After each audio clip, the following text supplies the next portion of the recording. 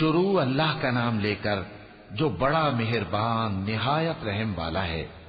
قاف، قرآن مجید کی قسم کہ تم پیغمبر ہو۔ اصل بات یہ ہے کہ ان لوگوں نے تعجب کیا کہ انہی میں سے ایک خبردار کرنے والا ان کے پاس آیا تو کافر کہنے لگے کہ یہ بات تو بڑی عجیب ہے، بھلا جب ہم مر گئے اور مٹی ہو گئے تو پھر زندہ ہوں گے؟ یہ زندہ ہونا عقل سے بعید ہے۔ ان کے جسموں کو زمین جتنا کھا کھا کر کم کرتی جاتی ہے ہم کو معلوم ہے، اور ہمارے پاس تحریری یادداشت بھی ہے۔ بلکہ عجیب بات یہ ہے کہ جب ان کے پاس دین حق آ پہنچا تو انہوں نے اس کو جھوٹ سمجھا۔ سو یہ ایک الجھی ہوئی بات میں پڑے ہیں۔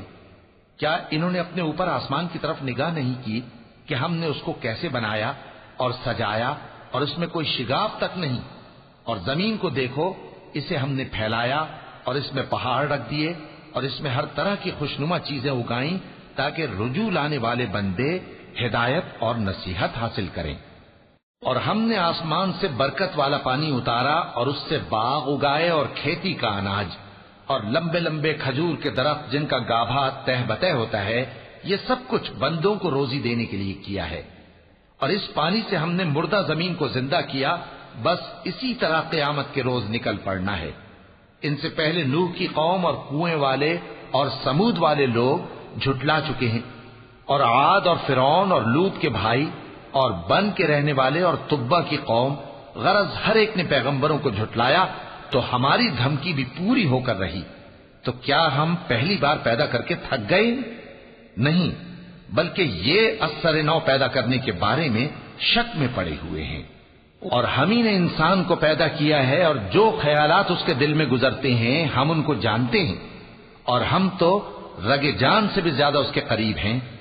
جب وہ کوئی کام کرتا ہے تو دو لکھنے والے جو دائیں بائیں بیٹھے ہیں لکھ لیتے ہیں۔ کوئی بات اس کی زبان پر نہیں آتی مگر ایک نگہبان اس کے پاس لکھ لینے کو تیار رہتا ہے۔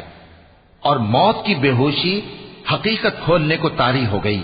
اے انسان، یہی وہ حالت ہے جس سے تو بھاگتا تھا، اور سور پھونکا جائے گا، یہی عذاب کی دھمکی کا دن ہے۔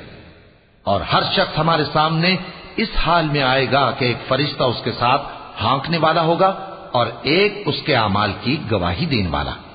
یہ وہ دن ہے کہ اس سے تو غافل ہو رہا تھا، اب ہم نے تجھ پر سے پردہ اٹھا دیا تو آج تیری نگاہ تیز ہے۔